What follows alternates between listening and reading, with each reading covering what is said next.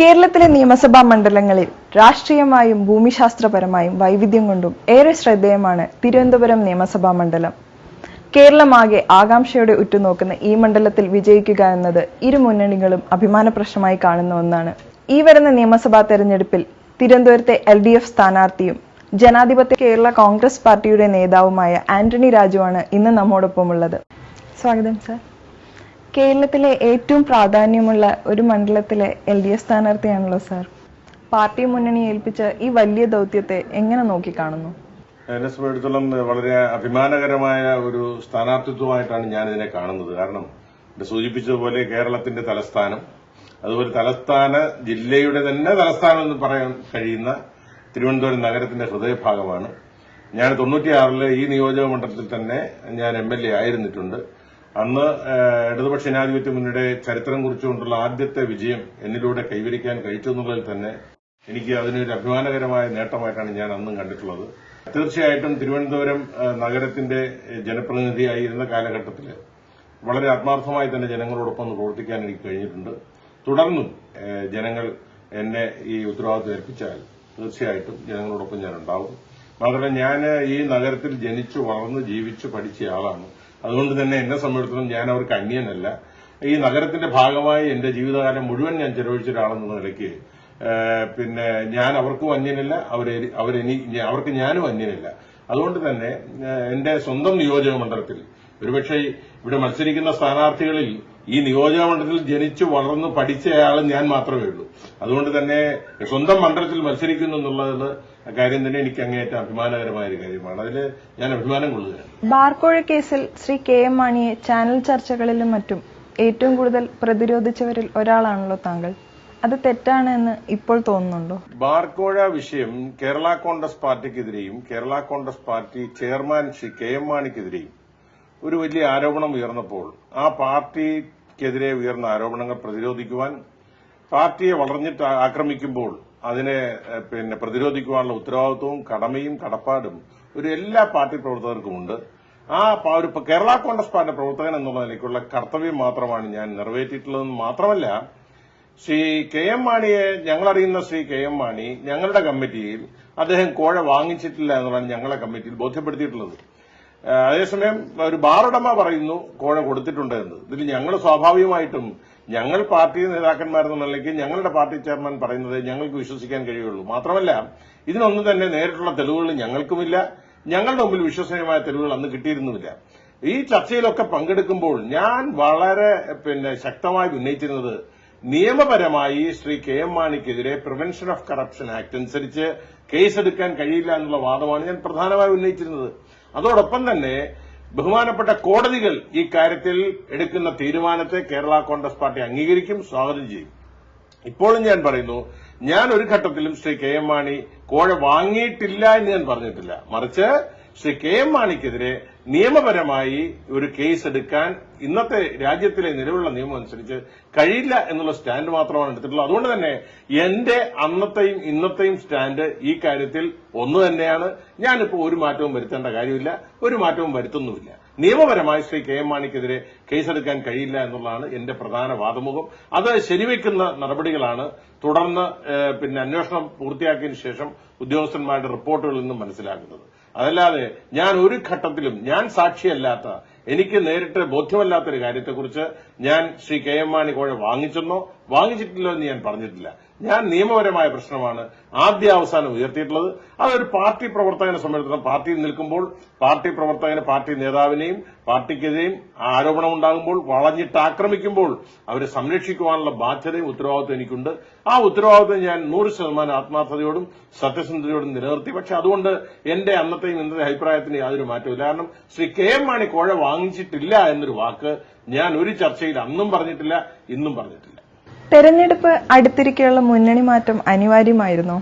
ഇതിനെക്കുറിച്ച് ജനങ്ങളോട് എന്താണ് പറയുവാനുള്ളത്? എന്നെ സംബന്ധിച്ചിടത്തോളം ഞാൻ എന്റെ രാഷ്ട്രീയ ജീവിതത്തിൽ ഇടതുപക്ഷ ജനാധിപത്യ മുന്നണി സ്ഥാനാർത്ഥിയായിട്ട് മാത്രമേ മത്സരിച്ചിട്ടുള്ളൂ. ഞാൻ 90 ജില്ലാ കൌൺസിൽ മത്സരിച്ചു, വിജയിച്ചു. 91 നിയമസഭാ തെരഞ്ഞെടുപ്പിൽ മത്സരിച്ചു. 96 2001 ഈ തെരഞ്ഞെടുപ്പുകളിലെല്ലാം ഞാൻ വോട്ട് അഭ്യർത്ഥിച്ചിട്ടുള്ള ഇടതുപക്ഷ മുന്നണി സ്ഥാനാർത്ഥിയായിട്ട് മാത്രമാണ്. 1975 യശസ്വരീയനായ ശ്രീ KM ജോർജ് ഇടതുപക്ഷ മുന്നണിയുമായി കേരള കോൺഗ്രസ് പാർട്ടി സഹകരിക്കാൻ തീരുമാനിച്ചപ്പോൾ അന്നും ഞാൻ ഈ പാർട്ടിയിലുണ്ടായിരുന്നു. അന്നും ഞാൻ ഇടതുപക്ഷ മുന്നണിയുമായി സഹകരിച്ച് പ്രവർത്തിച്ച ആളാണ്. അതിനുശേഷം 90 മുതലുള്ള 2010 വരെയുള്ള നീണ്ട 20 വർഷക്കാലം ഇടതുപക്ഷ ജനാധിപത്യ മുന്നണിയുടെ പോരാളിയായി തന്നെയാണ് ഞാൻ തുടർന്നത്. ഇടക്കാലത്ത് കേരള കോൺഗ്രസ് പാർട്ടി ഐക്യത്തിന്റെ ഭാഗമായി എടുത്ത തീരുമാനത്തിന്റെ ഫലമായി ഇടതുപക്ഷ ഐക്യജനാധിപത്യ മുന്നണിയുമായി സഹകരിക്കേണ്ടി വന്നു. ഒരു പാർട്ടി തീരുമാനം എന്നുള്ള നിലയ്ക്ക് ഒരു പാർട്ടി തീരുമാനം അംഗീകരിച്ചുകൊണ്ട് ഞാൻ നിന്നു വന്നതിനപ്പുറത്തേക്ക് ഈ കഴിഞ്ഞ 5 വർഷക്കാലം ഞാൻ ഇടതുപക്ഷ ജനാധിപത്യ മുന്നണിക്കെതിരെ ഒരു ശബ്ദം ഞാൻ ഉയർത്തിയിരുന്നില്ല. ഇടതുപക്ഷ മുന്നണിയുടെ ഒരു നേതാവിനെതിരെയും ഞാൻ വ്യക്തിപരമായ ഒരു ആക്ഷേപം ഉന്നയിച്ചിട്ടില്ല. മാത്രമല്ല, ഐക്യജനാധിപത്യ മുന്നണിയുടെ കൊള്ളരുതായ്മകളെ പ്രൊട്ടക്ട് ചെയ്യാൻ വേണ്ടി ഞാൻ ഒരിക്കലും ശ്രമം നടത്തിയിട്ടില്ല. ഇപ്പോൾ സോളാർ വിവാദമുണ്ടായി. ഞാൻ ഇത്രയേറെ എന്റെ പാർട്ടിക്ക് വേണ്ടി ശബ്ദം ഉയർത്തിയപ്പോഴും സോളാർ വിവാദത്തിൽ ശ്രീ ഉമ്മൻചാണ്ടിക്കെതിരെ ഐക്യമുന്നണിക്കെതിരെ സോളാർ വിവാദം ഉണ്ടായപ്പോൾ അതിനെ പ്രതിരോധിക്കുവാനോ അതിനെ പ്രൊട്ടക്ട് ചെയ്യാനോ ഞാൻ ഉണ്ടായിരുന്നില്ല. അതുപോലെ തന്നെ കസ്തൂരിരംഗൻ വിഷയത്തിൽ, മുല്ലപ്പെരിയാർ വിഷയത്തിലൊക്കെ തന്നെ കോൺഗ്രസ് പാർട്ടിയുടെ തെറ്റായ നയങ്ങൾക്കെതിരെ വളരെ ശക്തമായി ഞാൻ ആരോപണം ഉന്നയിച്ച ആളാണ്. കസ്തൂരിരംഗൻ വിഷയത്തിൽ കോൺഗ്രസ് പാർട്ടിയുമായിട്ടുള്ള ബന്ധം ഉപേക്ഷിക്കണമെന്ന് പരസ്യമായി ഞാൻ അന്നും ആവശ്യപ്പെട്ടിരുന്ന ആളാണ്. അതുപോലെ തന്നെ മദ്യനയം രൂപീകരിച്ചപ്പോൾ തന്നെ മദ്യനയത്തിൽ ശ്രീ ഉമ്മൻചാണ്ടി വ്യക്തിപരമായ നേട്ടത്തിന് വേണ്ടിയാണ്, സ്വന്തം ഇമേജ് വർദ്ധിപ്പിക്കുന്നതിന് വേണ്ടിയാണ്, അതിൽ നിയമവൈകല്യമുണ്ട് എന്ന് ചൂണ്ടിക്കാണിച്ച് ഐക്യജനാധിപത്യ മുന്നണി നിന്നുകൊണ്ട് ചൂണ്ടിക്കാണിച്ച ഒരാളാണ്. അതുകൊണ്ട് തന്നെയാണ് മദ്യനയത്തെക്കുറിച്ചുള്ള എല്ലാ ചർച്ചകളിലും എന്റെ സാന്നിധ്യം പലപ്പോഴും ശ്രദ്ധേയമായിട്ടുള്ളത്. ഇവിടെ അതുകൊണ്ട് എന്നെ സംബന്ധിച്ചിടത്തോളം ഞങ്ങളിപ്പോൾ മുന്നണി മാറാനിടയായ സാഹചര്യം, ഞങ്ങളുടെ പാർട്ടി നേതാവ് ശ്രീ KM മാണിയും മകനും കൂടി ഞങ്ങൾ ഉൾപ്പെടുന്ന പാർട്ടിയെ വർഗീയ ശക്തികളുടെ സംഘപരിവാറിന്റെ BJPയുടെ താവളങ്ങളിൽ എത്തിക്കാനുള്ള ബോധപൂർവമായ ശ്രമം നടത്തിക്കൊണ്ടിരുന്നു. അത് ഒരു പരിധി വിട്ടുകൊണ്ട് വളരെയേറെ മുന്നോട്ട് പോയപ്പോഴാണ് അത് ബോധ്യപ്പെട്ടതുകൊണ്ടാണ് ഞങ്ങള് അതിനെതിരെ ശക്തമായി പാർട്ടിക്കകത്ത് പ്രതികരിച്ചു. പക്ഷേ ആ നിയന്ത്രണങ്ങളെല്ലാം ലംഘിച്ചുകൊണ്ട് ശ്രീ KM മാണി കേരള കോൺഗ്രസ് പാർട്ടിയെ BJPയുമായി സഖ്യമുണ്ടാക്കുന്നതിന് ശ്രമിച്ചു എന്നുള്ള ഉത്തമ ബോധ്യം ഞങ്ങൾക്ക് ഉണ്ടായതുകൊണ്ടാണ് ആ പാർട്ടിയുമായി വിട പറയേണ്ടി വന്നതും ഇടതുപക്ഷ ജനാധിപത്യ മുന്നണിയെ സഹകരിക്കേണ്ടി വന്നതും. ഞങ്ങളെ സംബന്ധിച്ചിടത്തോളം ഇടതുപക്ഷ മുന്നണിയുടെ അമരക്കാരായ ശ്രീ VS അച്യുതാനന്ദനും സഖാവ് പിണറായി വിജയനും ശ്രീ കോടിയേരി ബാലകൃഷ്ണനും അതുപോലെ തന്നെ CPI നേതാവ് ശ്രീ കാനൻ രാജേന്ദ്രൻ ഉൾപ്പെടെയുള്ള നേതാക്കളുമായെല്ലാം ഞങ്ങൾ അവരെ അഭിമാനത്തോടെ കാണുന്നത് കേരളത്തിന്റെ നേതാക്കന്മാർ മാത്രമല്ല, ഈ കേരളത്തില് ഇടതുപക്ഷ ജനാധിപത്യ മുന്നണിയാണ് ഏറ്റവും കൂടുതൽ വർഗീയതയ്ക്കെതിരെ പോരാടുന്ന രാഷ്ട്രീയ പ്രസ്ഥാനം. ഞങ്ങൾ ഉൾപ്പെടുന്ന പാർട്ടിയുടെ നേതാക്കന്മാർ ശ്രീ KM മാണിയും മകനും കൂടി ഈ പാർട്ടിയെ BJPയുടെ താവളത്തിലേക്ക് എത്തിക്കാൻ ശ്രമിക്കുമ്പോൾ വർഗീയതയ്ക്കെതിരെ പോരാടുന്ന ശക്തികളുമായി അണിചേരേണ്ടത് ഈ കാലഘട്ടത്തിന്റെ ആവശ്യമാണെന്ന് ബോധ്യപ്പെട്ടതുകൊണ്ടാണ് ഞങ്ങൾ ഇടതുപക്ഷ ജനാധിപത്യ മുന്നണിയുമായി സഹകരിക്കാൻ നിർബന്ധിതമായത്. ഞങ്ങളെ സംബന്ധിച്ചിടത്തോളം ഒരു സീറ്റിന്റെ പേരിലല്ല ഞങ്ങൾ പോയത്. ഞങ്ങൾ ഈ കേരള കോൺഗ്രസ് പാർട്ടി പ്രധാനമായിട്ട് വിട്ടുപോയ നേതൃത്വത്തിൽ നിൽക്കുന്ന ശ്രീ ഫ്രാൻസിസ് ജോർജ് ആയാലും ഡോക്ടർ KC ജോസഫ് ആയാലും ഞാനായാലും ഞങ്ങൾക്കെല്ലാം ഐക്യജനാധിപത്യ മുന്നണി സീറ്റുകൾ താലത്തിൽ വെച്ച് ഞങ്ങൾക്ക് ഒരുക്കി വെച്ചതാണ്. അത് പരസ്യമായി മുഖ്യമന്ത്രിയും ശ്രീ KM മാണിയും P ജോസഫ് സാറും ഒക്കെ പരസ്യമായി ജനങ്ങളോട് പറഞ്ഞതാണ് ഞങ്ങൾക്കെല്ലാം ഉറപ്പിച്ച സീറ്റുകളുണ്ട്.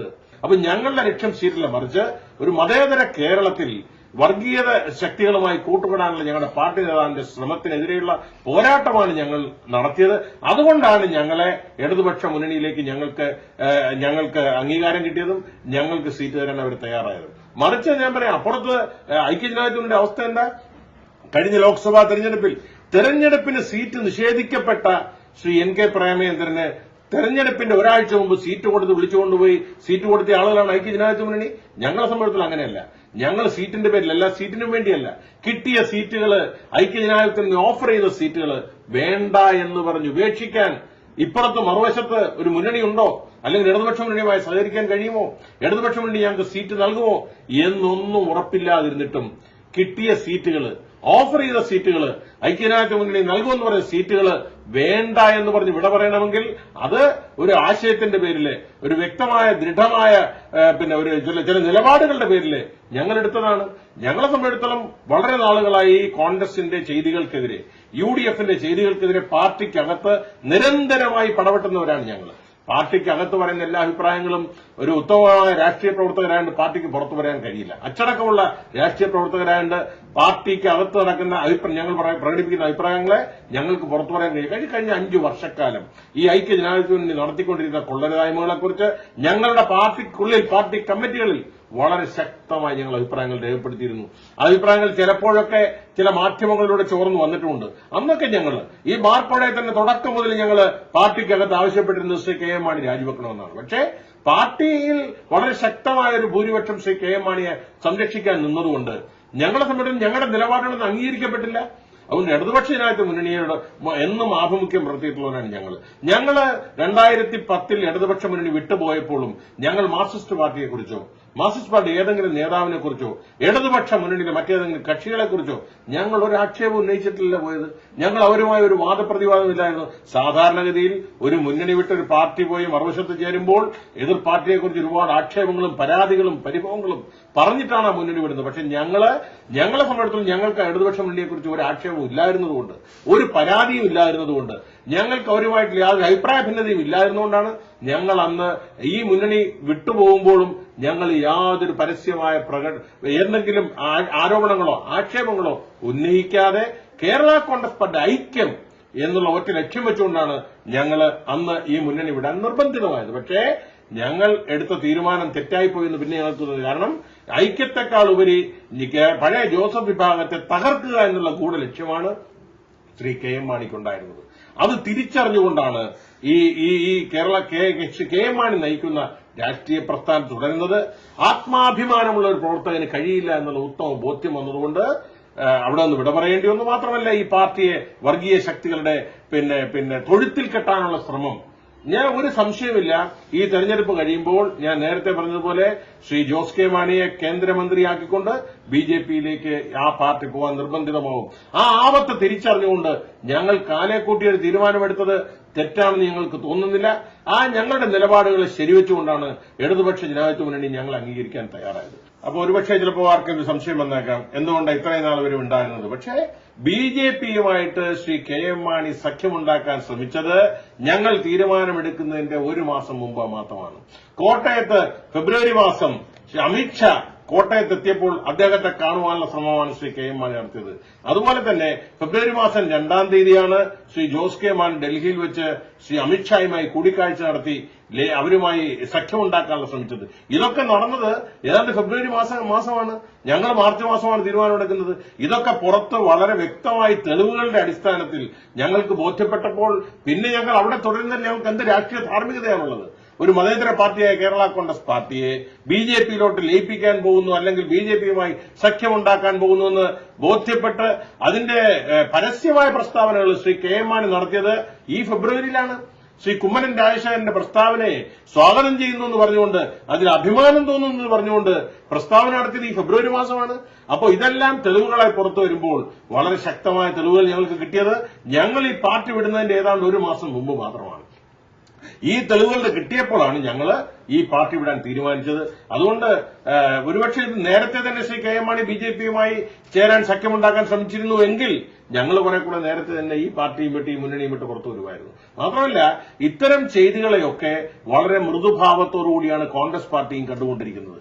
ഈ രാജ്യത്ത് ഈ ദേശീയ തലത്തിൽ ബിജെപി നടത്തിക്കൊണ്ടിരിക്കുന്ന വർഗീയമായ ഇടപെടലുകളൊക്കെ തന്നെ ഈ കഴിഞ്ഞ ഒരു 6 മാസക്കാലത്ത് ദേശീയ തലത്തിൽ നമ്മുടെ JNU ജവഹർലാൽ നെഹ്റു യൂണിവേഴ്സിറ്റിയിലൊക്കെ തന്നെ നടത്തുന്ന കലാപങ്ങളൊക്കെ നടന്നത് ഞങ്ങൾ ഈ പാർട്ടി വിടുന്നതിന്റെ ഈ മുന്നണി വിടുന്നതിന്റെ ഏതാണ്ട് 2 മാസങ്ങൾക്കുള്ളിലാണ്. അപ്പൊ ഇത്തരത്തിൽ ദേശീയ തലത്തിൽ നടന്നുകൊണ്ടിരിക്കുന്ന സംഭവ വികാസങ്ങൾ, സംഘപരിവാറിന്റെ സംഭവ വികാസങ്ങൾ, അതുപോലെ തന്നെ ബീഫ് വിവാദം ഇതൊക്കെ ഉണ്ടായ കാലഘട്ടം ഈ തൊട്ടു മുമ്പാണ്. ഇതൊക്കെയാണ് അപ്പോൾ അങ്ങനെയുള്ള പ്രസ്ഥാനങ്ങളുമായി മൃദു സമീപനം സ്വീകരിക്കുന്ന കോൺഗ്രസുമായി യോജിച്ചു പോകാൻ എങ്ങനെ കഴിയും? അപ്പൊ ഇതൊക്കെയാണ് ഞങ്ങളെ ഈ മാണി ഗ്രൂപ്പ് വിടാനും UDF വിടാനും പ്രേരിപ്പിച്ചത്. ഇതൊക്കെ ഈ അടുത്ത കാലത്തുണ്ടായ സംഭവ വികാസങ്ങളാണ്.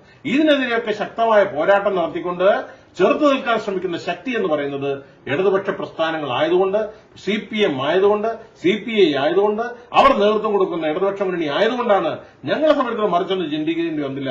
ഏറ്റവും അപകടകരമായ സ്ഥിതിയിലേക്ക് കാര്യങ്ങൾ പോകുന്നെന്ന് ബോധ്യപ്പെട്ടപ്പോൾ ജനുവരി ഫെബ്രുവരി മാസങ്ങളിലാണ് ഏറ്റവും അപകടകരമായ കാര്യങ്ങൾ ശ്രീ BJPയുമായി ചേർന്നുകൊണ്ട് ശ്രീ കെ എം മാണി നടത്താൻ നിർബന്ധിതമായത്. അതിന്റെ പരസ്യ പ്രസ്താവനകൾ വന്നത് ആ സമയം തന്നെയാണ്. ഞങ്ങൾ ഏതാണ്ട് തീരുമാനമെടുക്കുകയും മാർച്ച് മാസം 4-ാം തീയതി തന്നെ ഞങ്ങളുടെ തീരുമാനം പ്രഖ്യാപിക്കുകയും ചെയ്തു. താങ്കളുടെ പാർട്ടിയുടെ ആശയങ്ങൾ, നിലപാടുകൾ, ഉദ്ദേശ ലക്ഷ്യങ്ങൾ ഇവയെക്കുറിച്ചൊന്ന് വിശദീകരിക്കാമോ? ജനാധിപത്യ കേരള കോൺഗ്രസ് പാർട്ടി കേരളത്തിന്റെ സമഗ്ര വികസനം ലക്ഷ്യമിട്ടുകൊണ്ട് കേന്ദ്ര സംസ്ഥാന ബന്ധങ്ങളിൽ പൊളിച്ചെഴുത്ത് നടത്തിക്കൊണ്ട് സംസ്ഥാനത്തിന്റെ വികസനത്തിന് പ്രാമുഖ്യം കൊടുത്തുകൊണ്ട് ശക്തമായ കേന്ദ്രവും സമ്പൽ സമൃദ്ധമായ കേരളവും കെട്ടിപ്പടുക്കുക എന്ന ലക്ഷ്യമാണ് ജനാധിപത്യ കേരള കോൺഗ്രസ് പാർട്ടിക്കുള്ളത്. ഞങ്ങളെ സംബന്ധിച്ചിടത്തോളം കേരളത്തിന്റെ അടിസ്ഥാന വർഗത്തിന് വേണ്ടി, കാർഷിക മേഖലയിലെ ജനങ്ങൾക്ക് വേണ്ടി, മത്സ്യത്തൊഴിലാളിക്ക് വേണ്ടി, അതുപോലെ തന്നെ ഇടത്തരം തൊഴിലാളികൾക്ക് വേണ്ടി, ഇടത്തരം ജനങ്ങളുടെ താൽപര്യങ്ങൾ സംരക്ഷിക്കുവാനുള്ള ബാധ്യത ഏറ്റെടുത്തുകൊണ്ടാണ് ജനാധിപത്യ കേരള കോൺഗ്രസ് പാർട്ടി രൂപം കൊടുത്തിരിക്കുന്നത്. ജനാധിപത്യ കേരള കോൺഗ്രസ് പാർട്ടി രൂപം കൊള്ളുന്നതിന് മുമ്പ് 1964 ശ്രീ KM ജോർജ് തുടങ്ങിവെച്ച ഈ പ്രസ്ഥാനം അന്ന് കേരളത്തിലെ ജനങ്ങൾ വളരെ പ്രതീക്ഷയോടെയാണ് നോക്കേണ്ടത്. പക്ഷെ എന്നാൽ അതിൽ നിന്നെല്ലാം വ്യതിചലിച്ചുകൊണ്ട് കോർപ്പറേറ്റുകളുടെ കൈകളിലേക്ക് കേരള കോൺഗ്രസ് പാർട്ടി എത്തിക്കാനുള്ള ശ്രമമാണ് ശ്രീ KM മാണിയുടെ നേതൃത്വത്തിൽ കഴിഞ്ഞ കുറെ കാലമായി നടന്നു വരുന്നത്. അപ്പോ ഞങ്ങൾക്ക് കേരള കോൺഗ്രസ് പ്രസ്ഥാനങ്ങളിൽ ആശയർപ്പിച്ചിട്ടുള്ള, പ്രതീക്ഷ അർപ്പിച്ചിട്ടുള്ള ജനങ്ങളെ സംബന്ധിച്ചിടത്തോളം അവരുടെ താൽപര്യങ്ങൾ സംരക്ഷിക്കാൻ കഴിയുന്നില്ല. റബ്ബർ വിലയിടിവിനെതിരെ സമരം ചെയ്യണമെന്ന് ഞങ്ങൾ പാർട്ടിയിൽ ആവശ്യപ്പെടുമ്പോൾ അതിനെയൊക്കെ തണുപ്പിക്കാനുള്ള ബോധപൂർവമായ ശ്രമമാണ് ഞങ്ങളുടെ പാർട്ടിയുടെ ചില ഉന്നതരായ നേതാക്കന്മാർ നടത്തിക്കൊണ്ടിരുന്നത്. അതുപോലെ തന്നെ കസ്തൂരിരംഗൻ വിഷയമുണ്ടായപ്പോൾ ഒക്കെ തന്നെ വളരെ നിഷേധാത്മകമായ നിലപാടല്ലേ ഈ പാർട്ടിയുടെ ചില നേതാക്കന്മാർ സ്വീകരിച്ചു. അന്നൊക്കെ തന്നെ ഞങ്ങൾ ഈ മുന്നണി വിടണമെന്ന് പരസ്യമായി കോൺഗ്രസിനെതിരെ ശക്തമായ നിലപാടെടുത്തുകൊണ്ട് ഈ മുന്നണിയുമായിട്ടുള്ള ബന്ധം അവസാനിപ്പിക്കണമെന്ന് ഞങ്ങളൊക്കെ കഴിഞ്ഞ പാർലമെന്റ് തെരഞ്ഞെടുപ്പിന് മുമ്പിൽ പരസ്യമായി പറഞ്ഞവരാണ്, രഹസ്യമായല്ല. 20 ലക്ഷം വരുന്ന കർഷക ജനതയെ ബലി കൊടുത്തുകൊണ്ട് ഈ പാർട്ടിക്ക് മുന്നോട്ട് പോകാൻ കഴിയില്ല എന്ന് ഞങ്ങളൊക്കെ കസ്തൂരിരംഗൻ വിഷയത്തിന്റെ നിർണായകമായ ഘട്ടത്തിൽ പരസ്യമായി ഞങ്ങൾ അന്ന് കേന്ദ്രം ഭരിച്ച കോൺഗ്രസിനെതിരെ ശക്തമായി അന്നും നിലപാടെടുത്തവരാണ് നമ്മൾ. അതുകൊണ്ട് അവിടെയൊക്കെ ശ്രീ KM മാണിയുടെ നേതൃത്വത്തിലുള്ള കേരള കോൺഗ്രസ് പാർട്ടി പരാജയപ്പെടുന്നത് വളരെ ദുഃഖത്തോടെ കണ്ടുനിന്നവരാണ് ഞങ്ങൾ. അതുകൊണ്ട് ഇന്ന് കർഷകരുടെ താൽപര്യങ്ങൾ സംരക്ഷിക്കുന്നതിൽ പരാജയപ്പെട്ട ശ്രീ KM മാണിയുടെ നേതൃത്വത്തിലുള്ള പാർട്ടിക്ക് ഇനി ഈ കർഷക ജനതയുടെ വിശ്വാസം ആർജിക്കാൻ കഴിയില്ല എന്നുള്ള ഉത്തമബോധ്യം വന്നുകൂടി കർഷക ജനതയുടെ താൽപര്യങ്ങൾ സംരക്ഷിക്കാൻ ഈ പാർട്ടി തുടങ്ങിയത് എന്ത് ലക്ഷ്യത്തോടെയാണോ ആ ലക്ഷ്യങ്ങൾ സാക്ഷാത്കരിക്കാനുള്ള കേരള കോൺഗ്രസ് പാർട്ടിയാക്കി മാറ്റണം എന്നുള്ള ഉദ്ദേശത്തോടെയാണ് ജനാധിപത്യ കേരള കോൺഗ്രസ് പാർട്ടി തുടങ്ങിയത്. തീർച്ചയായിട്ടും ഞങ്ങൾ കർഷക ജനതയുടെ താൽപര്യങ്ങൾ സംരക്ഷിക്കുവാൻ, മത്സ്യത്തൊഴിലാളികളുടെ താൽപര്യങ്ങൾ സംരക്ഷിക്കുവാൻ, ഇടത്തരം തൊഴിലാളികളുടെ ജീവനക്കാരുടെ താൽപര്യങ്ങൾ സംരക്ഷിക്കുവാൻ പ്രതിജ്ഞാബദ്ധമായ ജനാധിപത്യ കേരള കോൺഗ്രസ് പാർട്ടി അത് നിറവേറ്റും. അതിലൂടെ ഞങ്ങൾ ജനങ്ങളുടെ വിശ്വാസം നേടിയെടുക്കും. ജനാധിപത്യ കേരള കോൺഗ്രസ് പാർട്ടി ജനങ്ങളിൽ വലിയ വിശ്വാസം ഉണ്ടാക്കിക്കൊണ്ട് അവരുടെ താൽപര്യങ്ങൾക്ക് വേണ്ടി ഒരു വിട്ടുവീഴ്ചയും ഇല്ലാതെ പോരാടും. അത് വരും ദിവസങ്ങളിൽ നമുക്ക് കാണാൻ കഴിയും. ശ്രീ KM മാണി നയിക്കുന്ന കേരള കോൺഗ്രസ് പാർട്ടി അതിന്റെ അടിസ്ഥാന നയങ്ങളിൽ നിന്ന് പൂർണ്ണമായും വ്യതിചലിച്ചുവെന്ന് താങ്കളും ജനാധിപത്യ കേരള കോൺഗ്രസും വിശ്വസിക്കുന്നുണ്ടോ? ശ്രീ KM മാണിയുടെ നേതൃത്വം ഈ പാർട്ടിയുടെ നേതൃത്വത്തിൽ തുടർന്ന കാലഘട്ടത്തിൽ യഥാർത്ഥത്തിൽ ഈ കർഷകരുടെ അടിസ്ഥാന പ്രശ്നങ്ങൾ പരിഹരിക്കുമെന്ന് വാഗ്ദാനം ചെയ്തുകൊണ്ട് 64 ശ്രീ KM ജോർജ് രൂപം നയിച്ച തുടങ്ങിവെച്ച ഈ രാഷ്ട്രീയ പ്രസ്ഥാനം കാർഷിക മേഖലയിലെ പ്രശ്നങ്ങളോടെല്ലാം പുറംതിരിഞ്ഞു നിൽക്കുന്ന ഒരു സമീപനമാണ് ശ്രീ KM മാണി, പാർട്ടി നേതാവായ ശ്രീ KM മാണിയും കൂട്ടരും നടത്തിക്കൊണ്ടിരുന്നത്. ഞങ്ങൾ പാർട്ടിക്കകത്ത് ഇതിനെതിരെ ഈ കർഷകർക്കെതിരെയുള്ള വിഷയങ്ങളിൽ പോരാടണം, അതിന് കോൺഗ്രസ് നടത്തുന്ന കേന്ദ്ര ഗവൺമെന്റ് നടത്തുന്ന ചെയ്തികൾക്കെതിരെ നിലപാട് സ്വീകരിക്കണമെന്ന് പറയുമ്പോഴൊക്കെ ബഹുഭൂരിപക്ഷത്തിന്റെ സ്വാധീനം ഉപയോഗിച്ചുകൊണ്ട് ശ്രീ KM മാണി അതിനെയൊക്കെ തടയിടുകയാണ് ഉണ്ടായത്. പക്ഷെ പാർട്ടിക്കകത്ത് ഞങ്ങൾ ഇത്തരം വിഷയങ്ങളിൽ വളരെയേറെ സംഘർഷം കഴിഞ്ഞ 4-5 വർഷമായി രൂപപ്പെട്ടു വരികയായിരുന്നു. കസ്തൂരിരംഗൻ വിഷയത്തിന് നമുക്കറിയാം കസ്തൂരിരംഗൻ വിഷയത്തിൽ നിലപാടെടുക്കുവാൻ നിർബന്ധിതമായതിന് ഒരു പരിധിവരെ ശ്രീ KM മാണി നിർബന്ധിതമായത് ഞങ്ങളുടെയൊക്കെ പരസ്യമായ നിലപാടുകൾ വന്നതിന് ശേഷമാണ്. റബ്ബർ വിലയിനെതിരെ സമരം ചെയ്യാൻ പല നിർദ്ദേശങ്ങൾ ഉയർന്നു വന്നപ്പോഴും ശ്രീ KM മാണി അതിനെയൊക്കെ ആ സമരങ്ങളെയൊക്കെ നിരുത്സാഹപ്പെടുത്തുകയാണുണ്ടായത്.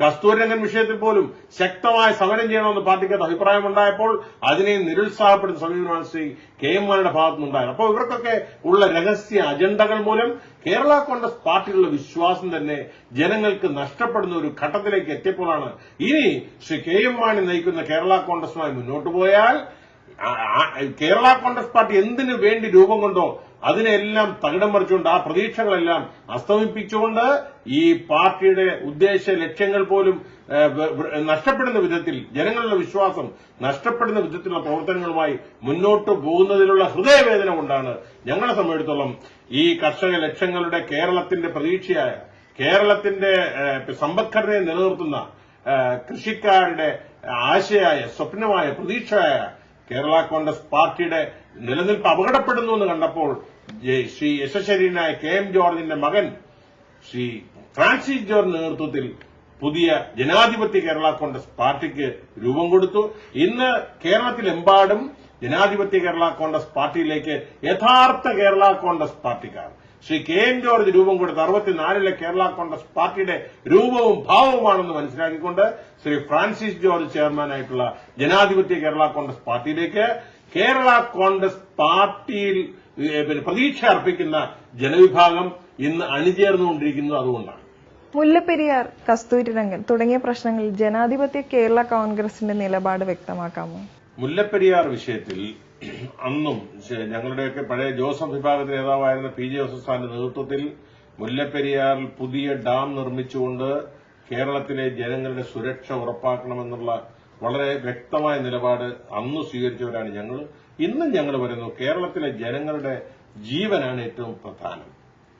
തമിഴ്നാട്ടിലെ ജനങ്ങൾക്ക് വെള്ളം കൊടുക്കാം, അതേസമയം അത് കേരളത്തിലെ ജനങ്ങളുടെ ജീവൻ അപകടപ്പെടുത്തിക്കൊണ്ടാകരുത്. അതുകൊണ്ട് ഇത്രയേറെ അപകടകരമായി നിൽക്കുന്ന പഴക്കം ചെന്ന എപ്പോൾ വേണമെങ്കിലും പൊട്ടിത്തകരാവുന്നുള്ള മുല്ലപ്പെരിയാർ ഡാമിന്റെ സ്ഥാനത്ത് ആ വെള്ളം അതുപോലെ കെട്ടിനിർത്തുന്നതിന് വേണ്ടി ഒരു പുതിയൊരു ഡാം, നല്ല ബലവത്തായ ഒരു ഡാം നിർമ്മിച്ചുകൊണ്ട് ഇന്ന് തമിഴ്നാടിന് കൊടുത്തുകൊണ്ടിരിക്കുന്ന ജലം അതുപോലെ കൊടുക്കണം. അതേസമയം 4-5 ജില്ലകളിൽ ലക്ഷക്കണക്കിന് വരുന്ന ജനങ്ങളുടെ ജീവൻ അപകടത്തിലാക്കുന്ന വിധത്തിൽ ഇന്ന് ഏറ്റവും അപകടകരമായി നിൽക്കുന്ന ഇന്നത്തെ മുല്ലപ്പെരിയാർ ഡാം പൊളിച്ച് സമാന്തരമായ ഒരു പുതിയ ഡാം നിർമ്മിച്ചതിന് ശേഷം ഈ ഡാം പൊളിച്ചു മാറ്റുന്ന ഒരവസ്ഥയിലേക്ക് വന്നാൽ കേരളത്തിലെ ജനങ്ങളുടെ ജീവനും സുരക്ഷയുണ്ടാവും, തമിഴ്നാട്ടിലെ ജനങ്ങൾക്ക് കിട്ടുന്ന ജലവും കിട്ടും. അതുകൊണ്ട് അതിന് അനുകൂലമായ ഒരു നിലപാടെടുക്കണമെന്നുള്ളതാണ് തുടക്കം മുതൽ കേരള കോൺഗ്രസ് പാർട്ടി ആവശ്യപ്പെട്ടുകൊണ്ടിരിക്കുന്നത്. പക്ഷേ അനുകൂലമായ നിലപാടല്ല അന്ന് കേന്ദ്രം ഭരിച്ച കോൺഗ്രസ് പാർട്ടിയും ഇന്ന് കേന്ദ്രം ഭരിക്കുന്ന BJP ഗവൺമെന്റും സ്വീകരിച്ചുകൊണ്ടിരിക്കുന്നത്.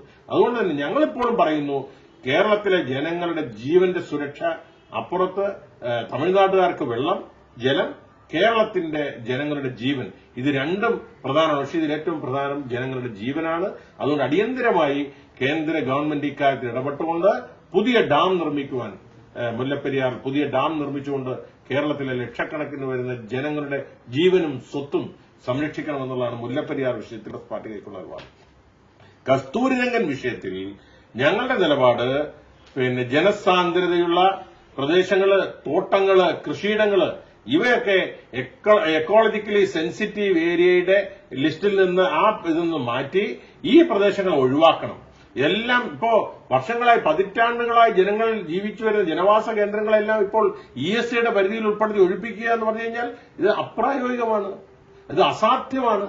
അതുകൊണ്ട് 10, 50, 60 വർഷങ്ങളായി അവിടെ ജീവിച്ച് കൃഷി ചെയ്ത് അവിടെ കൊണ്ട് ഉപജീവനം നടത്തുന്ന ആളുകളുണ്ട്. അത് ഏതാണ്ട് എത്ര ലക്ഷക്കണക്കിന് ആളുകളുണ്ട്.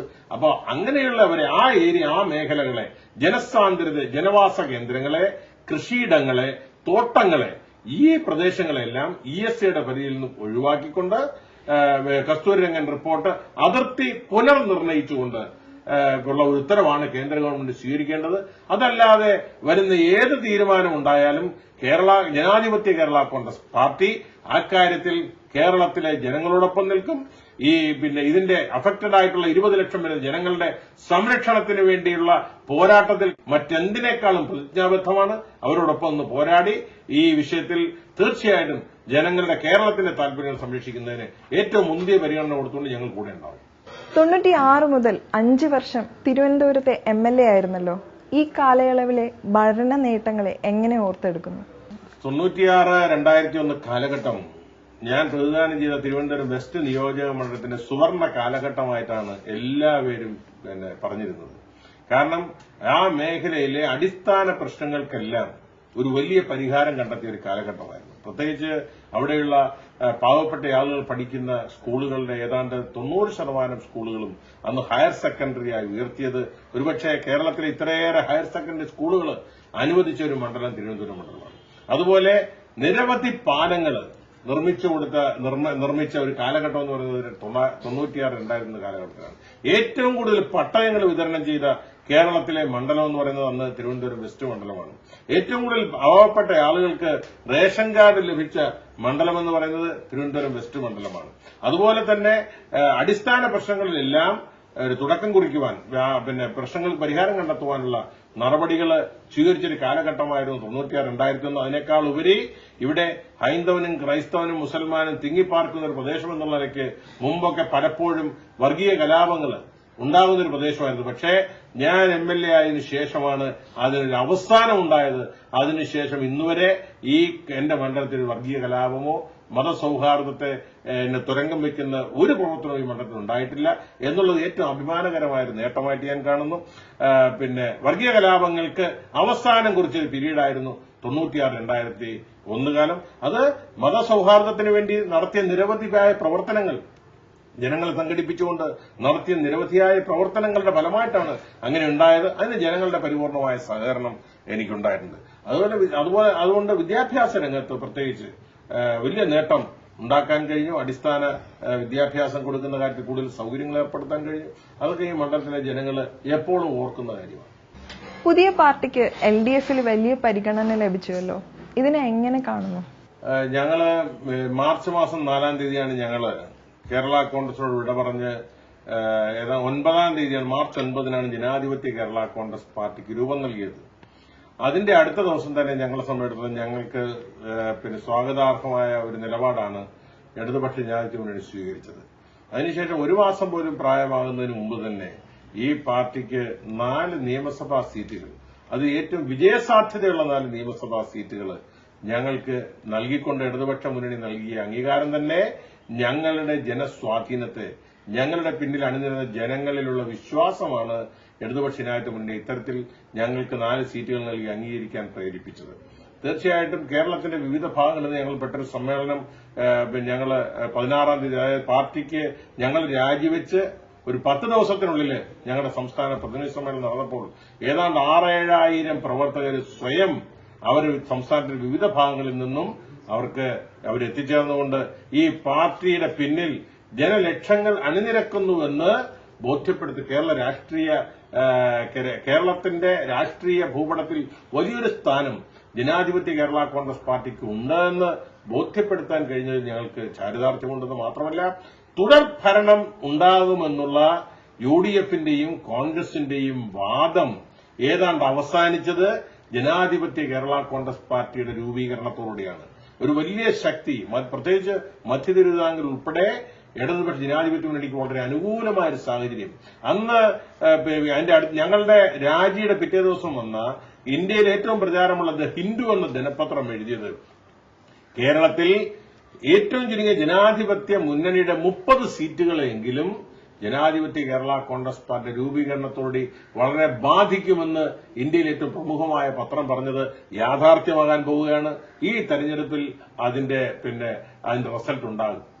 അപ്പൊ BJP നടത്തിക്കൊണ്ടിരിക്കുന്ന വർഗീയ ധ്രുവീകരണത്തിനെതിരെ പോരാടുന്ന ഇടതുപക്ഷ ജനാധിപത്യ മുന്നണിക്ക് തീർച്ചയായിട്ടും ഞങ്ങളുടെ നിലപാട് അങ്ങേയറ്റം സ്വാഗതാർഹമായ നിലപാടെന്നുള്ള അവർക്ക് കൂടി ബോധ്യപ്പെട്ടു. അതുപോലെ തന്നെ കഴിഞ്ഞ കുറെ കാലമായി ഉമ്മൻചാണ്ടിയുടെ നേതൃത്വത്തിലുള്ള UDF ഗവൺമെന്റ് നടത്തിക്കൊണ്ടിരിക്കുന്ന അഴിമതിക്കെതിരെ ഞങ്ങൾ ശക്തമായ നിലപാട് പാർട്ടിക്കകത്തെടുത്തു. പുറത്തു വന്നപ്പോൾ ഞങ്ങൾ അത് തുറന്നു കാട്ടാൻ തയ്യാറായി. അതിനെയൊക്കെ ഇടതുപക്ഷ ജനാധിപത്യ മുന്നണി വളരെ പ്രതീക്ഷയോടെയാണ് ഞങ്ങളെ നോക്കിക്കണ്ടത്. ഇത്തരത്തിലുള്ള ഞങ്ങളുടെ നിലപാടുകൾ വർഗീയതയ്ക്കെതിരെ, അഴിമതിക്കെതിരെ, അതുപോലെ അനീതിക്കെതിരെ, അതുപോലെ മതേതരത്തിന് വേണ്ടിയുള്ള ഞങ്ങളുടെ നിലപാട്, ഇത്തരം ഞങ്ങളുടെ പ്രഖ്യാപിത നിലപാടുകളെല്ലാം തന്നെ ഇടതുപക്ഷ ജനാധിപത്യ മുന്നണിയുടെ പ്രഖ്യാപിത നയങ്ങളുമായി യോജിച്ചു പോകുന്നു എന്നുള്ളത് ബോധ്യപ്പെട്ടതുകൊണ്ടാണ് ഇടതുപക്ഷ ജനാധിപത്യ മുന്നണി ഞങ്ങൾക്ക് വളരെ പെട്ടെന്ന് തന്നെ അത്തരമൊരു അംഗീകാരം നൽകിയത്. ഞങ്ങൾ ഇതിന് നേതൃത്വം കൊടുക്കുന്ന ഞങ്ങളുടെ പാർട്ടി ചെയർമാൻ ശ്രീ ഫ്രാൻസിസ് ജോർജിനെ കുറിച്ച് തന്നെ അറിയാം. കേരളത്തിലെ ഇന്ന് ജനാധിപത്യ പ്രസ്ഥാനങ്ങൾക്ക് നേതൃത്വം കൊടുക്കുന്ന നേതാക്കന്മാരിൽ ഏറ്റവും സംശുദ്ധ രാഷ്ട്രീയത്തിന്റെ, അഴിമതിയുടെ കറപുരളാത്ത നേതാവ് എന്നുള്ള നിലയ്ക്ക്, അതുപോലെ തന്നെ കേരള രാഷ്ട്രീയം ഇന്നും ഓർക്കുന്ന യശശരീരനായ KM ജോർജിന്റെ പുത്രൻ എന്ന നിലയ്ക്കുള്ള അംഗീകാരം ഒക്കെ ഉള്ളതുകൊണ്ടാണ് ഈ പാർട്ടി അംഗീകരിക്കുവാൻ ഇടതുപക്ഷ ജനാധിപത്യ മുന്നണി തയ്യാറായത്. ഇടതുപക്ഷ ജനാധിപത്യ മുന്നണിയുടെ പ്രഖ്യാപിത ലക്ഷ്യങ്ങളുമായി യോജിച്ചു പോകുന്ന നയങ്ങളും പരിപാടികളുമാണ് ജനാധിപത്യ കേരള കോൺഗ്രസ് പാർട്ടിയുടെ രാഷ്ട്രീയ പ്രമേയങ്ങളിലും കാർഷിക പ്രമേയങ്ങളിലും ഊന്നൽ കൊടുത്തത് എന്ന് ബോധ്യം വന്നതുകൊണ്ട് യോജിച്ചു പോകാൻ കഴിയുന്ന കേരള രാഷ്ട്രീയത്തിൽ ഇടതുപക്ഷ ജനാധിപത്യ മുന്നണിക്ക് യോജിച്ച് പ്രവർത്തിക്കാൻ കഴിയുന്ന ഒരു വലിയ ജനാധിപത്യ പാർട്ടിയാണ് ജനാധിപത്യ കേരള കോൺഗ്രസ് പാർട്ടിയെന്ന് ഇടതുപക്ഷ ജനാധിപത്യ മുന്നണിക്ക് ബോധ്യം വന്നതുകൊണ്ടാണ് ഞങ്ങൾക്ക് വലിയൊരു അംഗീകാരം നൽകാൻ ഞങ്ങളുടെ രാഷ്ട്രീയ പാർട്ടി ഉദയം ചെയ്ത് ദിവസങ്ങൾക്കുള്ളിൽ തന്നെ ഞങ്ങൾക്ക് വലിയ അംഗീകാരം നൽകിക്കൊണ്ട് ഞങ്ങളിലുള്ള വിശ്വാസം ഇടതുപക്ഷ ജനാധിപത്യ മുന്നണി അർപ്പിച്ചതിൽ ഞങ്ങൾ അങ്ങേയറ്റം നന്ദിയുള്ളവരാണ്, കടപ്പാടുള്ളവരാണ്. ഞങ്ങൾ ഇടതുപക്ഷ ജനാധിപത്യ മുന്നണിയുടെ തീരുമാനത്തെ ഞങ്ങൾ അങ്ങേയറ്റം സ്വാഗതം ചെയ്തു. അതുകൊണ്ട് തന്നെ താങ്കൾ തുടരാൻ ആഗ്രഹിക്കുന്ന വികസന പ്രവർത്തനങ്ങൾ എന്തെല്ലാമെന്ന് ജനങ്ങളോട് പങ്കുവയ്ക്കാമോ? തിരുവനന്തപുരം നഗരത്തിലെ ഇന്നത്തെ പ്രധാന ജനങ്ങൾ നേരിടുന്ന ഏറ്റവും പ്രധാനപ്പെട്ട പ്രശ്നമായി ഞങ്ങൾ മനസ്സിലാക്കുന്നത് കുടിവെള്ള പ്രശ്നമാണ്. ഇന്ന് ഈ നിയോജക മണ്ഡലത്തിൽ ഏതാണ്ട് പകുതി പ്രദേശങ്ങളിൽ കുടിവെള്ളം 24 മണിക്കൂറും കുടിവെള്ളം കിട്ടാത്ത പകുതി പ്രദേശങ്ങളുണ്ട് എന്നുള്ളത് ഞെട്ടിപ്പിക്കുന്ന വാർത്തയാണ്.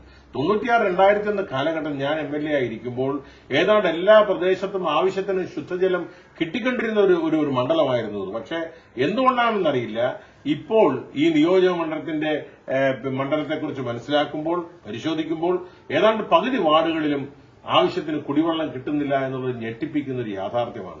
അത് പരിഹരിക്കുവാൻ കഴിഞ്ഞ 5 വർഷക്കാലമായി യാതൊരു പരിശ്രമവും നടത്തിയിരുന്നില്ല ഈ പ്രദേശത്തെ ജനപ്രതിനിധി എന്നുള്ളത് വളരെ ലജ്ജാകരമാണ്. അതുകൊണ്ട് തന്നെ തീർച്ചയായിട്ടും ഇടതുപക്ഷ ജനാധിപത്യ മുന്നണി ഗവൺമെന്റ് അധികാരത്തിൽ വന്നു കഴിയുമ്പോൾ തിരുവനന്തപുരം മണ്ഡലത്തിലെ കുടിവെള്ള പ്രശ്നം പരിഹരിക്കുന്നതിന് ഏറ്റവും മുൻഗണന കൊടുത്തുകൊണ്ട് ശാശ്വതമായ പരിഹാരം അതിനുണ്ടാക്കാനുള്ള യജ്ഞവും പ്രവർത്തനവുമാണ് നടത്തേണ്ടത്. തീർച്ചയായിട്ടും ഞാൻ അക്കാര്യത്തിൽ പ്രതിജ്ഞാബദ്ധമാണ്. അതുപോലെ തന്നെ ഈ നഗരത്തിന്റെ ശാപമായി തീർന്നിരിക്കുന്ന മാലിന്യ പ്രശ്നം, എവിടെ തിരിഞ്ഞാലും തിരുവനന്തപുരം നഗരത്തിൽ നിന്ന് മാലിന്യ കൂമ്പാരങ്ങൾ, ഇത് ആരുടെയെങ്കിലും തലയിൽ കെട്ടിവെച്ചിട്ട് ഉത്തരവാദിത്വം ഒഴിയാൻ ആർക്കും കഴിയില്ല. ഈ മാലിന്യ പ്രശ്നത്തിന് പരിഹാരമുണ്ടാക്കിക്കൊണ്ട് മാലിന്യമില്ലാത്തൊരു നഗരമായി തിരുവനന്തപുരത്തെ മാറ്റിയെടുക്കുവാൻ തീർച്ചയായിട്ടും പ്രതിജ്ഞാബദ്ധമായ നടപടികളുമായി, തീരുമാനങ്ങളുമായി മുമ്പോട്ട് പോകും. അത് യാഥാർത്ഥ്യമാക്കും. മാത്രമല്ല, തിരുവനന്തപുരം നഗരത്തിലെ സ്കൂളുകൾ, ബഹുഭൂരിപക്ഷം സ്കൂളുകളും ഇന്ന് വളരെ ശോചനീയാവസ്ഥയിലാണ്. പ്രത്യേകിച്ച് ഗവൺമെന്റ് സ്കൂളുകളുടെ വിദ്യാഭ്യാസ നിലവാരം ഉയർത്തുന്നതിന് വേണ്ടി സ്മാർട്ട് ക്ലാസ് റൂമുകളായി ഗവൺമെന്റ് സ്കൂളുകളെ എല്ലാം മാറ്റിയെടുക്കുവാൻ ഈ വരുന്ന 5 വർഷം കൊണ്ട് ഞാൻ പ്രയത്നിക്കും. അതുപോലെ തന്നെ മതസൗഹാർദ്ദം ഊട്ടിയുറപ്പിക്കുവാനുള്ള പരിശ്രമം ഇനിയും തുടരും. തിരുവനന്തപുരം മണ്ഡലത്തിന്റെ ഒരു പ്രധാന ഭാഗം എന്ന് പറയുന്നത് തീരപ്രദേശമാണ്. അതായത് പൂന്തുറ മുതൽ വേളി വരെ വരുന്ന പൂന്തുറ, ഭീമാപള്ളി, ചെറിയതുറ, വലിയതുറ, കൊച്ചുതോപ്പ്, വലിയതോപ്പ്, കണ്ണാന്തുറ, വെട്ടുകാട്, വേളി പ്രദേശങ്ങളടങ്ങുന്ന തീരപ്രദേശമാണ് ഒരു പ്രധാന മേഖല എന്നുള്ളത് അവിടെയാണ്. ആ പ്രദേശത്ത് ഇന്നത്തെ ഏറ്റവും വലിയ ഭീഷണി എന്ന് പറയുന്നത് കടലാക്രമണത്തിന്റെ രൂക്ഷമായ ഭീഷണി നേരിടുന്ന പ്രദേശമായി കൂടി മാറിയിരിക്കുകയാണ്. അതുകൊണ്ട് വരുന്ന ആളുകളിൽ കടലാക്രമണ ഭീഷണിയിൽ നിന്നും ആ പ്രദേശത്തെ മോചിപ്പിക്കുവാനുള്ള ശക്തമായ നടപടികൾ കൈക്കൊള്ളും. അതിനാവശ്യമായ ശാസ്ത്രീയമായ പഠനങ്ങളിലൂടെ അത് എങ്ങനെ കടലാക്രമണ ഭീഷണിയിൽ നിന്നും ആ പ്രദേശത്തെ രക്ഷിക്കാമെന്ന് പഠിച്ചുകൊണ്ട് ആ പ്രദേശത്തെ കടലാക്രമണ ഭീഷണി നേരിടുവാനുള്ള എല്ലാ പ്രവർത്തനങ്ങൾക്കും നേതൃത്വം കൊടുക്കും. അതോടൊപ്പം തന്നെ ഇത് ഈ തിരുവനന്തപുരം മണ്ഡലം കേരളത്തിലെ ഏറ്റവും മനോഹരമായ, സുന്ദരമായ ഒരു നഗരമാക്കി മാറ്റിയെടുത്തുകൊണ്ട് ഇന്ത്യയിലെയും ലോകത്തിലെ വിവിധ ഭാഗങ്ങളിലെയും ടൂറിസ്റ്റുകളെ ആകർഷിക്കുന്ന ഒരു പ്രദേശമായി തിരുവനന്തപുരം നഗരത്തെ മാറ്റിയെടുക്കും. അതിൽ ഏറ്റവും പ്രധാനം തിരുവനന്തപുരം മണ്ഡലം തന്നെയാണ്, തിരുവനന്തപുരം നഗരത്തിന്റെ ഹൃദയഭാഗം എന്നുള്ളതിലേക്ക്. അതോടൊപ്പം തന്നെ നമ്മുടെ നഗരത്തിലുള്ള ഗതാഗത കുരുക്ക് പരിഹരിക്കുന്നതിന് വേണ്ടി റിംഗ് റോഡുകൾ സ്ഥാപിച്ചുകൊണ്ട് ഈ നഗരത്തിന്റെ ഗതാഗത കുരുക്കുകൾ പരിഹരിക്കാൻ കഴിയും. ഈ പ്രദേശത്തിന്റെ പ്രധാന കേന്ദ്രമാണ് കിഴക്കേക്കോട്ട എന്ന് പറയുന്നത്. അവിടെ അപകടങ്ങളില്ലാത്തൊരു ദിവസമില്ല. അശാസ്ത്രീയമായ വിധത്തിൽ ട്രാഫിക് ക്രമീകരിക്കുന്നതുകൊണ്ട് ഉണ്ടായിട്ടുള്ള അസൌകര്യങ്ങൾ മൂലം എന്നും അപകടങ്ങൾ ഉണ്ടാകുകയാണ്. അതുപോലെ തന്നെ പഴയ പൊളിഞ്ഞ് തറയിൽ വീഴാൻ പോകുന്ന നമ്മുടെ ബസ് സ്റ്റാൻഡുകൾ അതിനൊക്കെ യഥാസ്ഥാനത്ത് നിർമ്മിച്ചുകൊണ്ട് കിഴക്കേക്കോട്ട ഭാഗത്തെ നല്ല ശാസ്ത്രീയമായ പഠനത്തിലൂടെ അവിടെ അണ്ടർ പാസേജ് ആണെങ്കിൽ അത്, അല്ലെങ്കിൽ ഫ്ലൈ ഓവറുകളാണെങ്കിൽ അത്, അതിനാവശ്യമായത് ആ രീതിയിൽ ക്രമീകരിച്ചുകൊണ്ട് ആ പ്രദേശത്തെ മാറ്റിയെടുക്കും. നഗരത്തിലെ പ്രധാന പ്രശ്നം വെള്ളക്കെട്ടാണ്. അത് മാറ്റിയെടുക്കുവാൻ തമ്പാനൂർ പോലുള്ള പ്രദേശങ്ങളിൽ മഴ പെയ്താൽ ഉടൻ തന്നെ വെള്ളക്കെട്ടുണ്ടാകുന്ന തമ്പാനൂർ പോലുള്ള പ്രദേശത്തെ വെള്ളക്കെട്ടിൽ നിന്ന് മാറ്റി മോചനം ഉണ്ടാക്കിക്കൊണ്ട് തീർച്ചയായിട്ടും ഒരു പുതിയ പരിഷ്കാരമുണ്ടാക്കും. അതുപോലെ തന്നെ ഇന്ന് ഏതാനും ചേരികളൊക്കെ ഉണ്ട് ഇവിടെ. ആ ചേരികളെയൊക്കെ തന്നെ അവിടെ നല്ല ശുദ്ധവായുവും ശുദ്ധജലവും നല്ല ബലവത്തായ വീടുകളും നിർമ്മിച്ചു കൊടുത്തുകൊണ്ട് ചേരി പ്രദേശങ്ങളെല്ലാം നല്ല സൌന്ദര്യമുള്ള നഗരത്തിന്റെ ഭാഗമായി മാറ്റാൻ ശ്രമിക്കും. 5 വർഷം കൊണ്ട് കിടപ്പാടമില്ലാത്ത ഒരു കുടുംബം പോലും ഈ മണ്ഡലത്തിൽ ഉണ്ടാകരുതെന്നുള്ള ലക്ഷ്യത്തോടുകൂടിയുള്ള പ്രവർത്തനങ്ങൾക്ക് ശക്തമായ നേതൃത്വം കൊടുക്കും. ഈ നിയോജക മണ്ഡലത്തിന്റെ ഒരു പ്രധാന ഒരു പ്രശ്നമാണ് നമ്മുടെ തിരുവനന്തപുരത്തെ പാർവതി പുത്തനാറിന്റെ ഇന്നത്തെ അവസ്ഥ. ഞാൻ MLA ആയിരുന്നപ്പോൾ തുടങ്ങിവെച്ച പദ്ധതി പോലും പൂർത്തിയാക്കാൻ കഴിയാതെ മുന്നോട്ട് പോയതാണ് ഈ പാർവതി പുത്തനാറിന്റെ ഇന്നത്തെ ഏറ്റവും ശോചനീയമായ അവസ്ഥയ്ക്ക് കാരണം. തീർച്ചയായിട്ടും ഈ ഇടതുപക്ഷ ജനാധിപത്യ മുന്നണി ഗവൺമെന്റ് അധികാരത്തിൽ വന്നു കഴിഞ്ഞാൽ പാർവതി പുത്തനാറിന്റെ ഇന്നത്തെ ശോചനീയമായ അവസ്ഥയ്ക്ക് മാലിന്യ കൂമ്പാരമായി മാറിയിരിക്കുന്ന ഈ നിയോജക മണ്ഡലത്തിന്റെ ആരോഗ്യ പ്രശ്നങ്ങൾക്ക് ഏറ്റവും ആരോഗ്യ പ്രശ്നങ്ങളുടെ ഉറവിട കേന്ദ്രമായ പാർവതി പുത്തനാറിന്റെ ശുചീകരണത്തെക്കുറിച്ച് വളരെ ഗൌരവമായി എടുത്തുകൊണ്ട് പ്രശ്നം പരിഹരിക്കാനുള്ള ആത്മാർത്ഥമായ ശ്രമം നടത്തും. മണ്ഡലത്തിന്റെ പ്രത്യേകതയും കഴിഞ്ഞ തദ്ദേശ തെരഞ്ഞെടുപ്പിലെ LDFന്റെ പ്രകടനവും ഇപ്പോഴത്തെ സവിശേഷമായ രാഷ്ട്രീയ സാഹചര്യവും കണക്കിലെടുക്കുമ്പോൾ വിജയ സാധ്യതയെ താങ്കൾ എങ്ങനെ വിലയിരുത്തുന്നു? വികസനവും ജനക്ഷേമവും എന്ന മുദ്രാവാക്യവുമായാണ് ഞാൻ ഈ തെരഞ്ഞെടുപ്പിനെ നേരിടുന്നത്. ഇടതുപക്ഷ ജനാധിപത്യ മുന്നണി അധികാരത്തിലേക്ക് നീങ്ങുന്ന ഒരു കാലഘട്ടത്തിലാണ് ഈ തെരഞ്ഞെടുപ്പ് നടക്കുന്നത്. ഈ നിയോജക മണ്ഡലത്തിന്റെ പ്രത്യേകത ഏറ്റവും ഒടുവിലായി നടന്ന തദ്ദേശ സ്വയംഭരണ സ്ഥാപനങ്ങളുടെ തെരഞ്ഞെടുപ്പിൽ 27 കോർപ്പറേഷൻ വാർഡുകളാണ് ഉൾപ്പെടുന്നത്. അതിൽ 11 കോർപ്പറേഷൻ വാർഡുകളിൽ ഇടതുപക്ഷ ജനാധിപത്യ മുന്നണിയാണ് ജയിച്ചത്. 10 കോർപ്പറേഷൻ വാർഡുകളിൽ BJP ആണ് ജയിച്ചത്. 6 കോർപ്പറേഷൻ വാർഡുകളിലാണ് UDF വിജയിച്ചത്. വോട്ടിന്റെ കണക്ക് പരിശോധിച്ചാൽ LDFും UDFുമായി താരതമ്യം ചെയ്താൽ UDFിനേക്കാൾ ഏതാണ്ട് 12,000-ഓളം വോട്ടുകൾ കഴിഞ്ഞ തദ്ദേശ സ്വയംഭരണ സ്ഥാപനങ്ങളുടെ തെരഞ്ഞെടുപ്പിലൂടെ 6 മാസങ്ങൾക്ക് മുമ്പുള്ള തെരഞ്ഞെടുപ്പിൽ 12,000 വോട്ടിന് LDF മുന്നിലാണ്. കേരളം ഒരു മാറ്റത്തിനായി തയ്യാറായി കഴിഞ്ഞു എന്ന് ബോധ്യപ്പെട്ടിരിക്കുന്ന ഒരു ഘട്ടത്തിലാണ് ഈ തെരഞ്ഞെടുപ്പ് നടക്കുന്നത്.